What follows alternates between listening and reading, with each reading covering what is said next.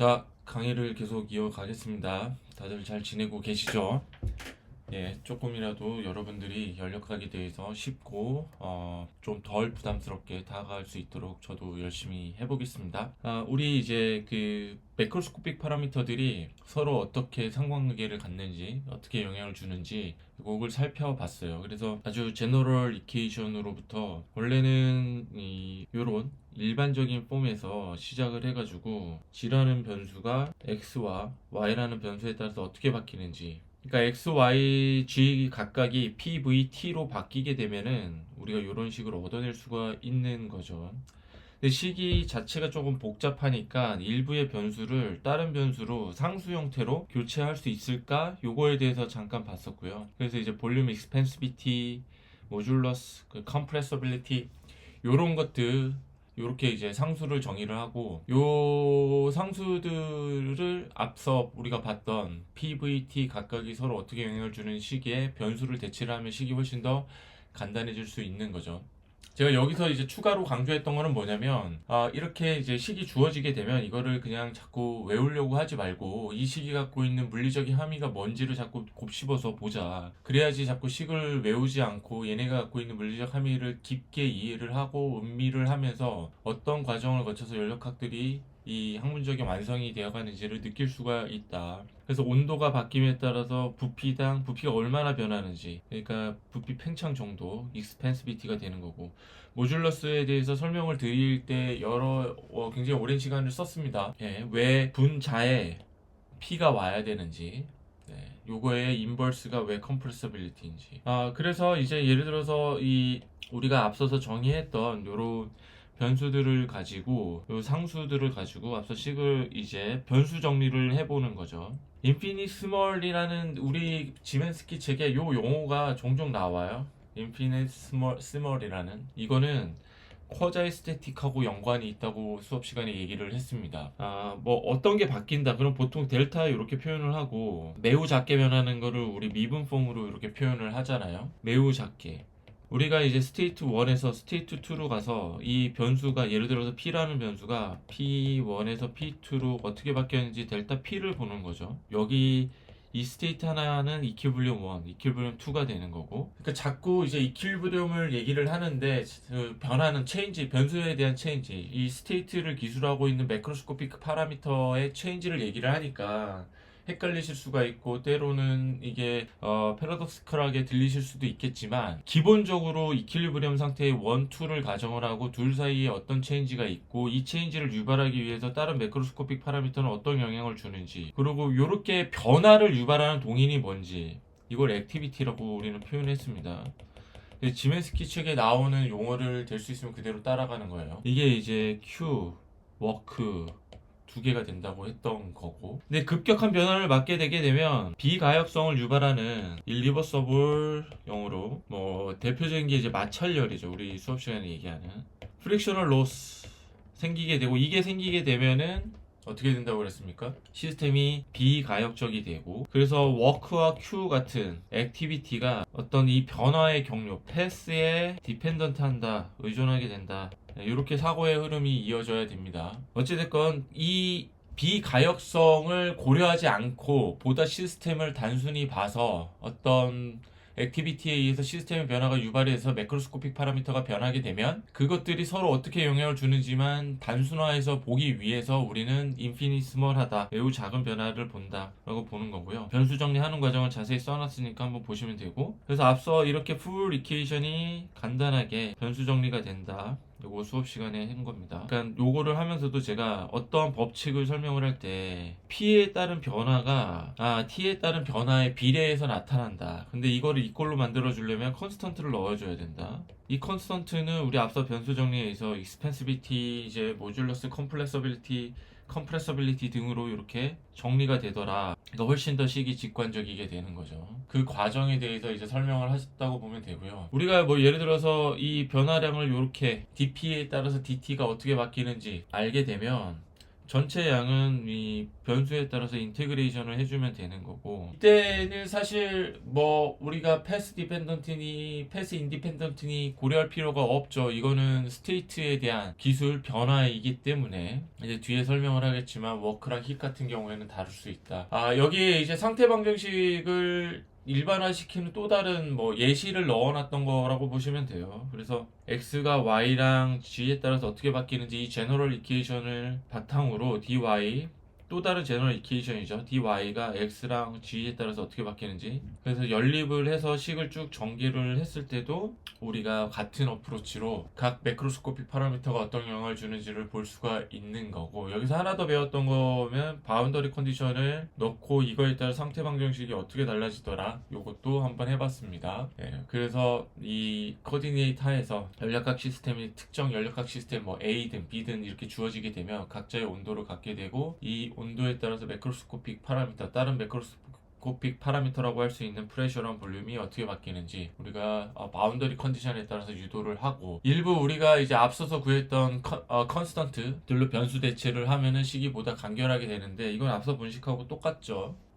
뭐 이거를 dp dt 폼으로도 우리가 구할 수가 있습니다. 앞서서 우리가 구했던 방식 그대로. 그러니까 제가 드리고 싶은 말씀은 뭐 x, y, g라는 일반화된 코디네이트에 적용이 되는 엑시스에 따라서 어떻게 각자가 어떻게 영향을 주는지 제너럴한 이퀘이션 폼으로부터 시작을 하더라도 똑같은 결론에 다다를 수가 있더라. 식을 연립해서 정리를 하고 바운더리 컨디션을 대입을 해서 일부 텀을 이렇게 상수로 대체를 하게 되면 식이 보다 직관적이게 되더라. 온도가 올라가게 되면은 프레셔가 당연히 올라가죠. 이거는 어떤 물리적 함의를 갖고 있을까? 구성을 하고 있는, 이게 영어로는 constituting 뭐 이렇게 표현을 해요. 이게 원자가 될 수도 있고 분자가 될 수도 있고, 열 에너지 존재에서는 움직이죠. 이 움직이는 마이크로스코픽한 모든 이 움직임들이 각자 이 모션들이 모여서 거시적 파라미터인 P를 결정을 하는데, T가 올라가더라. 그러면은 이 구성하고 있는 아토믹 몰레큘 혹은 나노 입자들, 이런 작은 마이크로스코픽한 단위들의 모션이 점점 더 세지면서 프레셔가 올라가는 것을 의미를 하고, 그 정도는 우리가 앞서서 배웠던 변수들, 상수들로 간단하게 정리해서 비례 상수를 대입을 할 수가 있다. 자, 3장 워크입니다. 이 워크와 열이 같은 에너지임을 인식을 하는 게 대단히 중요하고요. 우리 수업 시간에도 몇 번 강조해서 계속 얘기를 했습니다. 배경도 얘기를 했죠. 그래서 1970년 아니죠, 죄송합니다. 1700년 중반, 한 1750년 정도 되면 증기기관이라는 게 이제 제임스 와트와 기타 여러 공학자들에 의해서 개발되고 일반화되면서, 그로부터 이제 산업혁명이 일어나게 되고 대량 생산이 가능해지면서 인류의 어떤 경제적인 수준이 급격히 발전을 하게 되고, 그렇게 열 에너지를 줘서 생성이 되는 증기라는 에너지 형태로부터 우리가 워크를 얼마나 생산을 할 수 있느냐, 이게 이제 사디 카르노가 1800년 초반에 가졌던 질문입니다. 어떤 워크가 우리가 얻어지게 되면, 액티비티죠, 이로부터 열이 주어지게 되면, 생성이 되게 되면 얼마의 워크를 뺄 수가 있냐. 이게 이제 에너지 변환 효율이 되는 거예요. 그래서 제가 수업 시간에는 이걸 뭐라고 표현을 했냐면 thermal efficiency, how much work can be extracted out from the given heat, 이렇게 되는 거고, 이게 이제 시스템에 들어가게 되면 Q든 W든 에너지가 들어간다고 보는 거죠. 제가 배경을 추가로 설명을 드렸던 부분 중에 어떤 게 있냐면, 지금이야 당연히 열하고 이제 워크가 같은 에너지라고 인식을 하는 게 커먼 센스가 됐지만 1800년 초중반까지는 그러질 못했습니다. 이걸 분리해서 보는 게 보다 더 일반적인 해석이었고, 그 줄이라든가 클라우시우스 같은 대학자들에 의해서 1800년 중반에 이르러서야 이 두 개를 같은 에너지로 보기 시작했던 겁니다. 그리고 요 두 개가 시스템이든 서라운드든 어떤 식으로 영향을 주게 되고, 그로부터 우리 인터널 에너지가 바뀌게 된다. 인터널 에너지는 이제 온도에 대한 함수이고, 인터널 에너지 용어가 약간 조금은 추상적이고 철학적으로도 들릴 수가 있어요. 내부 에너지, 그러니까 시스템 내부 에너지라는 거예요. 그러니까 앞서서 계속 얘기했던 것처럼 워크랑 Q가 같은 에너지 개념이기 때문에 이 두 개의 합이 될 수도 있고 뭐 두 개의 차이가 인터널 에너지로 볼 수도 있고 어찌됐건 워크랑 Q는 에너지 개념이고 이게 두 개가 이제 시스템 내부에 어떤 영향을 주냐 이거에 따라서 보기 때문에 인터널 에너지라는 용어가 붙은 겁니다. 그래서 이게 너무나 당연하게 워크랑 hit을 에너지다 이렇게 그냥 인식하고 넘어가지 마시고요. 용어가 갖고 있는 그 배경에 대해서 좀 깊게 이해를 해야 돼요. 그래야지 이걸 자꾸 외우지 않고 개념이 이어지게 되고 사고가 계속 이어지게 되면서 연력학 개념을 조금 더 깊게 이해하게 되는 겁니다. 그 수업 시간에 했던 또 다른 중요한 제가 언급 중에서 하나가 뭐냐면 왼쪽으로 기술되는 책도 있고 오른쪽으로 기술되는 책도 있고요. 우리 텍스트북은 DU 그러니까 인터널 에너지 변화는 Q와 W의 합으로 표현을 합니다. 여기처럼. 우리 책은 이런 기준을 갖고 있고 이게 시스템으로 보냐 서라운딩 관점에서 보냐에 따라서 다르다고 했어요. 다른 책은 이렇게 씁니다. 주로 이제 기계공학에서 연력학을 다룰 때는 보통 이렇게 왼쪽과 같이 쓰는 게 보다 더 일반적입니다. 그러니까 예를 들어서 워크가 마이너스다 그러면은 시스템이 서라운딩이 주는 거예요. 시스템이 서라운딩이 주는 겁니다. 그러니까 보통 이제 기계공학에서 연력학을 많이 배울 때가 내연기관에서 쓰는 엔진이 기통 그러니까 우리가 피스톤으로 얘기하는 거죠. 그래서 안에서 우리가 스파크 같은 거를 피스톤 안에 피스톤을 뭐 그냥 이렇게 표현을 하면 여기 이제 가스가 채워져 있고 여기 스파크를 팡 튀어가지고 부피를 팽창을 시키면서 피스톤을 올리고 내리고 이러면서 차를 굴리죠. 그러니까 보통 이런 관점에서 시스템 관점에서 보기 때문에 시스템이 워크를 해서 주변에 이제 워크를 주는 관점으로 보는 거고 그러니까 전지적 시스템 관점에서 보다 보니까 이거는 서라운딩에 이제 워크를 주다 보니까 이게 마이너스로 표현을 하는 건데 화공이나 혹은 다른 분야에서는 이 시스템과 서라운드 전체를 요렇게 전체를 통합해서 보는 관점이 더 강하거든요. 재료공학이나 우리 에너지 공학에서도 이 관점이 보다 더 잘 적용이 될 때가 많습니다. 그러니까 이해의 수월성이 조금 더 쉽다는 뜻이에요. 그러니까 왼쪽이든 오른쪽이든 그 뷰포인트의 차이기 때문에 일어나는 현상의 차이가 있는 건 아니에요. 일어나는 현상은 똑같대 뷰포인트만 차이가 날 뿐이다. 그러니까 이거는 초록색 전체 박스로 보기 때문에 시스템이 서라운딩이 주더라도 그냥 플러스인 거예요. 일이 전체적으로 파생이 되는 거니까. 그래서 예전에 제가 뭐 3, 4년 전에 연력학 강의를 할 때는 요 언급을 안 했었는데 굉장히 열심히 공부하는 친구들이 일부 이제 왼쪽처럼 기술된 책을 보고서 저한테 이제 질문을 해서 제가 언급을 드린 거고요. 어찌됐건 Q 이제 W 이제 같은 에너지니까 인터넷 에너지 전체에 이제 영향을 준다. 이렇게 보시면 되고 이게 이제 연력학 제1법칙의 근간이라고 볼 수가 있고 요게 이제 계속 진화하면서 우리가 이제 워크, 열에 대한 이제 개념을 계속 고도화 시킬 거거든요. 그러다가 궁극적으로 이제 엔트로피에 대한 개념을 보다 더 고도화 시켜서 여러분들의 이해를 제가 도와드릴 겁니다. 그러면 이 Q, W, 이에 파생이 되는 엔트로피 변화들이 뭐 태양전지라든지 열전소자라든지 이런 실용적인 에너지 하비스팅, 에너지를 수확하고 혹은 들어오는 열을 워크로 변환하는 에너지 소자들에서 어떻게 해석하는데 중요하게 쓰이고 이게 에너지 변환 효율을 어떻게 결정하는지 하나하나 배워나갈 거예요. 그래서 우리 앞서서 이제 설명을 드렸던 것처럼 이퀄리브리엄은 세 가지 미케니컬, 서멀, 케미컬 이퀄리브리엄을 만족을 해야 되더라. 이 언급이 이제 책에 있고요. 지금 교과서 그러니까 지멘스키 텍스트북의 순서대로 가고 있다고 보시면 됩니다. 또 하나 우리가 앞서서 이제 언급을 했던 쿼자이스태틱 프로세스에 대해서 되게 중요하게 배웁니다. 이거는 사실 비단 연력학뿐만 아니라 대부분 역학에서 다이나믹스든 미케닉스든 역학에서 초기에 어떤 기본적인 개념들끼리의 상관관계를 이해를 할 때 다 쓰이는 개념이에요. 쿼자이스태틱 프로세스. 그래서 이거는 지금 비단 연력학뿐만 아니라 앞으로 여러분들이 이공학도로서 공학도로서 공부해 나가는데 굉장히 중요하게 쓰이는 개념이고 이것도 매우 깊게 이해를 해둬야지 나중에 고생을 안 하십니다. 요 세 가지 꼭지 지멘스키 나온 요 책에 나온 요 세 가지 문장은 제가 앞서서 설명드렸던 그 내용들이에요. 매우 천천히 서서히 변화해야지 일리버서블한 이제 이게 나중에 엔트로피라는 것도 알게 됩니다. 이게 일리버서블한 흰 로스가 없이 가역적인 시스템 그대로 온전히 우리가 이해하고 해석할 수 있다. 이 용어 자체가 좀 이상하잖아요. 스태틱이면 스태틱이고 스태틱 아니면 아닌 거지. 쿼자이 스태틱이라는 게 뭘까? 변하기는 하는데 거의 정적으로 매우 느리게 변하기 때문에 정적인 상태인 것 같다. 이런 뜻입니다. 잘 이해하시길 바래요. 그래서 state of equation이 valid하다는 제 텍스트북에 있는 요 문단에서 제가 요 빨간색 박스를 쳐놓은 이유도 뭐냐면 상태 방정식이라는 거는 매크로스코픽 파라미터들이 어떻게 변하는지 이퀄리브리엄 스테이트 1과 이퀄리브리엄 스테이트 2에서의 매크로스코픽 파라미터의 변화를 기술하는 게 상태 방정식이잖아요. 스테이트 1, 상태 1과 상태 2가 어떻게 바뀌었는지, 그로부터 어떤 물리적인 현상이 연력학적으로 일어나는지, 우리 상태 방정식이 이제 서머다이너믹스에 쓰일 때는, 요것도 하나 더 제가 언급을 드리면, 이 상태 방정식이라는 용어는 연력학에서만 쓰이는 게 아니라 이공학 전체에서 쓰이는 거예요. 근데 상태가 바뀐 거잖아요. 바뀐 상태를 기술한다는 거는 바뀌는 걸 기술하니까 스태틱이 아닌 거죠.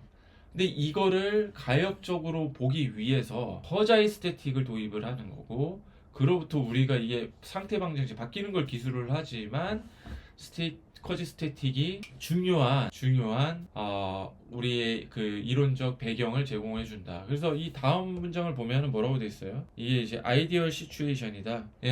이 얘기는 이제 마찰 이런 게 없는 아주 이상적인 상태다, 이런 거고요. 쭉 보세요. 영어가 대단히 좋다고 그랬죠. 여기 보면은 제가 강조하는 용어들, 매우 작게 변하는 이퀄리브리엄 상태 두 개에서 그 두 개의 변화를 매우 천천히 보기 때문에 변화 과정 역시 굉장히 스태틱하게 볼 수 있다. Without addressing the complication of friction. 프릭션에 의해서 파생되는 여러 복잡성 없이 우리가 잘 기술할 수 있다. 이런 내용들이 쭉 있습니다.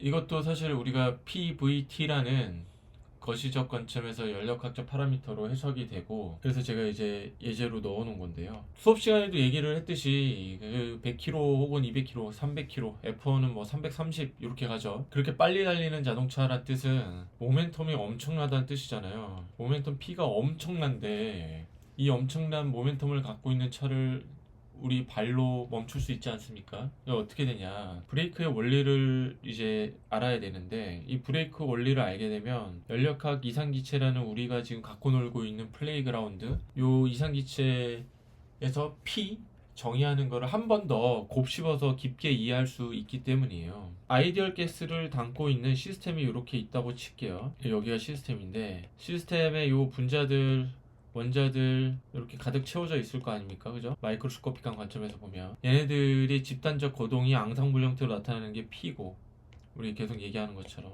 근데 지금 시스템이 어디로 가질 않는단 말이에요. 네. 그러니까 멈춰져 있는다는 거고, 이 얘기는 모든 위치에서의 프레셔는 노멀 포스라고 했습니다. 그러니까 여기 P1, 여기 P2, 뭐 P3, 임의의 그냥 위치 혹은 임의의 지역에서의 마이크로스코픽한 컨스티튜팅 그 빌딩 블록들, 아토믹, 몰레큘라 혹은 나노 파티클 썸띵들이 갖고 있는 프레셔가 다 똑같다는 겁니다. 그래서 수업 시간에 뭐 이렇게 썼죠. 등방성 뭐 이렇게 표현해요, 국문으로.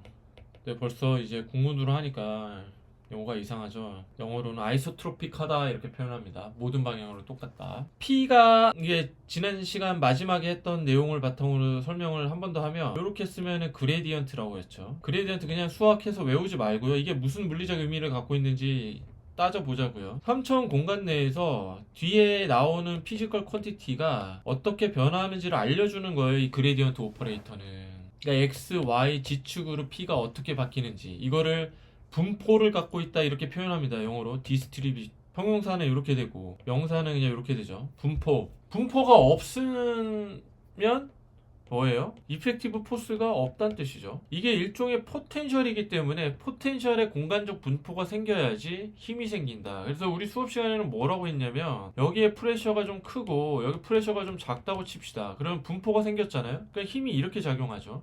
이상기체를 기체 혹은 뭐 이상기체 이렇게 밀어낸단 말이에요. 없다. 이 얘기는 뭐냐면 정지유체라는 거예요. 그 정지된 어떤 뭔가를 역학적으로 해석한다고 그래서 이거를 정력학이라는 표현을 쓰기도 합니다. 스태틱 미케닉스 뭐 이런 표현을 쓰기도 해요. 그러니까 모든 방향의 P가 똑같다. 이게 정지유체의 기본적인 요건, 그러니까 움직이지 않는 이 시스템 그대로 있는 상태. 요게 파스칼의 원리입니다. 사실 이제 대부분 연력학 책에서 이 얘기를 안 하는데 프레셔 P, T를 다루면서도 불구하고 이 P가 갖는 의미에 대해서 깊게 안 써놔요, 책들에서. 근데 이런 깊은 함의를 갖고 있고, 파스칼의 원리를 수학적으로 증명하는 거가 제가 학부 때 되게 궁금해가지고 찾아봤는데 책들에서 거의 잘 안 나오고 일부 유체학에서 다루고 있거든요. 유체학은 이제 우리 에너지 공학과에서는 주요 관심은 아니지만 화공과나 기계공학에서는 굉장히 핵심으로 다룹니다. 물리학과에서도 많이 배우고. 그래서 제가 어펜딕스 A에 파스칼의 원리를 어떻게 수학적으로 증빙하는지 다 정리를 해놨어요. 핸드라이팅을 해놨고, 이거를 책들마다 좀 다르게 수학적 프로빙을 해놓는데 제가 찾은 가장 쉽고 직관적인 방법을 써놨다고 보시면 돼요. 스태틱한 어떤 기체가 있는 상황에서 어디 가는 게 아니니까 위치마다 다 프레셔 똑같죠. 뭐 그냥 임의로 잡아도 다 똑같아요. 그러니까 여기 P와 여기 P가 같다. 그리고 또 하나 제가 계속 강조하는데, 이런 프레셔는 반드시 스트레스로 인지를 해야 된다.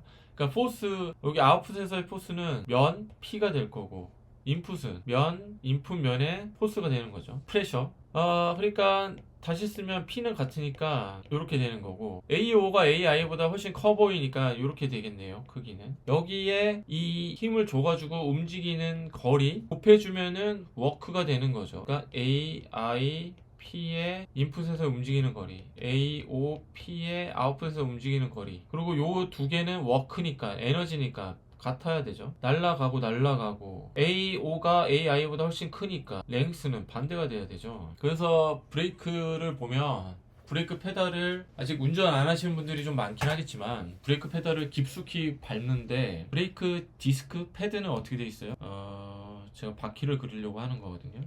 여기 바퀴가 이렇게 있으면 이렇게 디스크가 이렇게 캘리퍼 이렇게 바로 붙어 있어요. 휠 옆에. 브레이크 페달을 발로 깊숙이 들어가면서 밟더라도 얘는 살짝만 움직입니다. 그래서 마찰에서 차를 딱 세우는 거거든요. AO 움직이는 거리는 대단히 짧아요, AI보다. 그렇기 때문에 우리가 차를 세울 수 있다. 이런 연력학적인 요소도 우리가 알 수 있다. 제가 받은 질문 중에 하나가 여기 왜 하이드로스태틱으로 써있나요? 이런 질문을 제가 받은 적이 있는데, 스태틱에 대해서 설명을 했어요. 하이드로는 사실 이게 약간 유체역학에서 온 용어인데, 예전에는 기체를 막 물과 동일시해서 막 하이드로 이런 표현을 쓴 거예요. 근데 그냥 이거는 기체 혹은 액체를 포함한 플루이드가 그냥 유체라고 생각해서 리퀴드로만 규정하는 경향이 있는데, 이거는 가스랑 리퀴드를 다 포함하는 겁니다. 그래서 이런 플루이드에 가해지는 연력학적인 역학을 그냥 하이드로스태틱한 시스템 이렇게 다 통칭해서 부른다고 보시면 돼요. 자, 그러면 이 워크에 대해서 우리가 볼 수 있는 거죠. 얘가 디스플레이스먼트. 지금 우리는 서라운드 관점에서 보니까 이렇게 포스를 왼쪽에서 오른쪽으로 가해주고, 프레셔가 갖는 의미 이제 정확하게 알죠.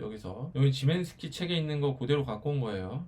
가해지는 면, 이가 이제 포스가 되는 거고, 포스 곱하기 길이, 아까 이제 전 페이지 기준으로 랭스, 그러니까 워크가 되는 거죠. D 바를 왜 써야 되는지 수업 시간에 굉장히 강조했습니다. 액티비티니까 이거는 변화량이 아니에요. 그냥 스테이트의 변화에 의해서 파생이 된, 예를 들어서 온도 차이에서 열을 주고받으니까 그 열이, 온도 차이에서 열이라는 Q가 그냥 나오는 겁니다. 근데 이게 책들에서, 특히 오역이 된 번역본들에서 그냥 D를 그대로 갖다 쓰는 경우가 있는데 그게 잘못된 거예요. 아무튼 얘는 결국은 이제 부피 변화로 볼 수가 있고, 결국 PDV로 쓸 수 있더라. 왜 마이너스 붙여야 될까요? 서라운드가 지금 시스템에 워크를 주니까 전체 보면은 워크를 잃어버리니까 마이너스가 되는 거고. 자, 그러면 전체 우리가 알 수 있는 워크가 얼마냐? 부피 변화를 인테그레이션 하면 된다. 인테그레이션을 한다는 건 뭐예요? 어떤 현상이 연속적으로 바뀐다. 비가역적인 요소가 없다. 아주 천천히 쿼자이스태틱하게 가는 거다. 지금 쿼자이스태틱하게 바뀌는 요거를, 예를 들어서 VI가 있고 VF 최종이 있으면 요 둘 차이를 쿼자이스태틱하게 인피니시멀리 작게 변화하면서 보기 때문에 연속적인 인테그레이션을 할 수 있다. 그 다음에 이제 패스웨이에 따라서 부호는 바뀔 수 있다. I에서부터 F, F에서부터 I는 서로 반대 방향을 갖는다. 중요한 게 여기였죠. PV 다이어그램을 볼게요. T는 그럼 콘스턴트란 얘기죠. 그러니까 3디멘저널한 축에서 여기는 T고 여기가 PV면 특정 정해진 T에서 여기에서의 PV가 어떻게 되는지를 보는 거죠. 그러니까 T는 컨스턴트이고 여기가 I, 시작, F 요런 패스웨이로 가더라. 부피가 지금 팽창하고 있네요. 부피가 팽창을 하니 T가 고정된 상태에서는 아이소서멀한 상태에서는 지금 프레셔가 우리가 앞서 배웠던 것처럼 아이소서멀 배웠죠. 픽은 낮아져야 되고 여기 반대로 가죠. 여기 보면은 가는 방향이에요.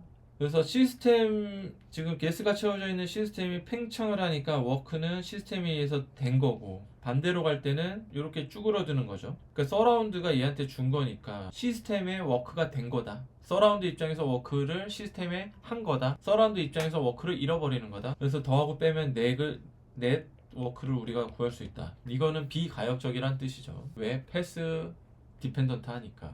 워크랑 열이 액티비티이다 보니까 패스에 디펜던트 할 수도 있고 안 할 수도 있고 패스에 디펜던트 하게 되면은 이렇게처럼 넷워크를 우리가 볼 수 있다. 하나 이제 빼먹은 설명이 그거네요. 인테그레이션을 여기서 하는 거의 의미는 뭘까? 여기 면적이죠. 돌아갈 때는 이제 여기 면적이 되고 요 빨간색과 초록색의 차이가 노란색으로 빗금친 부분이 되는 거고. 그러니까 패스웨이가 지금 뭐 하나, 여기 하나, 둘, 세 개가 있고 세 개에 따라서 디펜던스를 보일 수는 있다. 그리고 이 페이지에서 제가 설명을 한 거는 액티비티이기 때문에 그냥 디퍼런셜 차이를 기술하는 수학적 표현을 쓰지 말고 바를 붙여서 디바를 붙여서 별도로 표현을 하자 이런 얘기 했고요. 그리고 액티비티이기 때문에 상태에 의존하는 함수가 아니 그렇죠. 액티비티니까.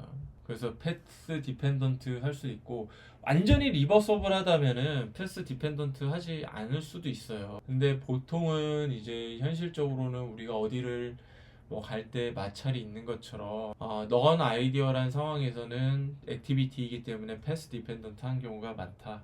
그래서 상태랑 다른 거다. 상태 함수랑 다른 거다. 이런 얘기 지금까지 쭉 했던 얘기를 요 페이지 옆 페이지에 이제 기술로 노트에 정리가 돼 있다고 보시면 되니까 한번 읽어보시고요. 이제 워크를 마치고 우리가 했던 게 열. 앞서서 이미 열역학 제1법칙은 인터넷 에너지 변화와 이 상관관계 이렇게 여기서 이게 연력학 제1법칙인데 별도로 이제 힛하고서 연력학 제1법칙을 이렇게 따로 묶은 거는 힛에 대해서 우리가 계속 얘기는 하고 있지만 노트상으로 정리를 하진 않았잖아요. 그래서 노트상으로 한번 정리하면서 이 개념을 다시 되새겨보자 이런 취지예요. 얘랑 같은 에너지 개념이다. 그러니까 에너지 더해서 인터넷 에너지를 규정하겠다 시스템 내부에. 그래서 이게 너무 지금 앞서서도 얘기했던 것처럼 워크와 힛이 지금 당연히 에너지로 동일시돼서 잘 이해되고 있지만 원래는 그렇지 않았다. 줄이란 사람이 이 힛과 워크의 관계를 규정하기 위해서 했던 실험이 이 패들 휠을 이용한 실험이라고 했습니다. 이걸 실제로 줄 패들이라고 부르고요. 중력으로 얘를 이제 이 특정 매스를 당기면 거리 디스플레이스먼트가 파생이 될 거고 그래비티라는 포스가 있으니까 워크가 주어진 거고 이 워크만큼 휠을 돌리는데 이 전체 시스템이 에디아베틱 원로 둘러싸져 있으니까 열적인 교환이 전혀 없다. 그럼 뭐예요?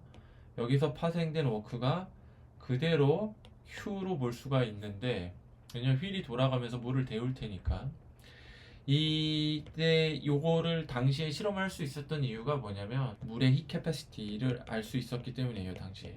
그래서 올라가는 온도를 알면은 열이 얼마나 파생되는지 알 수 있었습니다. 그러니까 이 줄 패들 실험을 통해서 그러니까 워크와 힛이 같은 에너지라는 게 규정이 되고 연력학 제1법칙이 딱 성립을 할 수 있었던 거죠. 이렇게 줄 패드를 돌려도 되고 보다 현재적인 실험은 이렇게 레지스터를 해서 워크를 주면은 전류가 흐르죠. 그러니까 전류가 흐른다, 전류가 간다, 거리를 간다. 포스는 보통 볼테이지예요. 포텐셜이거든요, 얘가. 그래서 이제 힘이 있고 힘을 받은 전자, 매스를 갖고 있는 전자가 거리를 움직이니까 워크가 생기고 저항을 만나서 이 워크가 모두 열로 파생이 되면 유체를 데우겠죠. 예전에는 사실 일하고 워크를 분리해서 얘기를 하다 보니까 이걸 마치 열을 어떤 유체적인 관점에서 어떤 흐름, 그러니까 열을 마치 유체처럼 아까 뭐 가스, 리퀴드라고 얘기했는데 그런 걸로 인식을 했어요. 거기서 나온 용어가 칼로리거든요. 칼로리가 지금 열량 이런 단위로 쓰이는데 그 어원이 여기에서 온 겁니다. 어원이 여기서 온 거예요. 근데 이제 이 나중에 이제 열이 유체가 아니라 워크 같은 에너지의 일종이다라고 이제 제대로 된 이해의 범위가 확장이 되고 정확하게 정립이 되면서 이제 요거는 잘못된 표현이지만 관성적으로 사람들이 이제 열을 이제 유체로 봤던 그때 그 시점에서 봤던 그거가 계속 이어지면서 열량 이렇게 정립이 돼서 제가 올드 패션드 디피니션으로 써놨거든요. 잘못된 해석이죠. 지금은 이제 다 된다. 나머지 뭐 이 월에 대한 정의라든가 뭐 힛, 열, 상태 변수의 차이에서 파생되는 액티비티다 이런 표현들은 제가 이미 다 설명을 드렸으니까 노트 차분히 잘 읽어보시길 바랍니다. 여기서부터는 이제 이 지금 여기 에디아베틱 월이다 보니까 이 워크에 의해서 파생되는 에너지가 외부에서 주고받는 Q는 없죠. 이게 전부 희수로 바뀌면서 내부 에너지를 올린다. 에디아베틱 상황에서는 Q가 이제 컨스턴트. 이제 나중에 이게 엔트로피 변화가 없다는 것도 알게 됩니다. 그러니까 이 워크는 아까 이제 내부 에너지 변화는 이렇게 썼는데 얘가 없으니까 요게 똑같아지는 거죠. 그 식이 여기 작성이 됐다고 보면 되고요. 에디아베틱인 경우에는 이제 Q가 없으니까. 그래서 우리가 외부에서 기계적으로 워크를 주면은 이게 그대로 주입이 돼서 내부 에너지를 높이는데 쓰이더라 라는 뜻이고, 그래서 다시 한번 여기서 새길 수 있는 게 내부 에너지는 온도에 대한 함수다. 왜? 워크 준 게 레지스턴스 히. 그러니까 전기장판도 요 원리로 작동을 해요. 전기장판에 물론 이제 추를 달아가지고 뭐 돌리는 거 아닌데, 여기서 추를 달아서 밑에 기계적인 워크를 파생을 하는 게 뭐예요?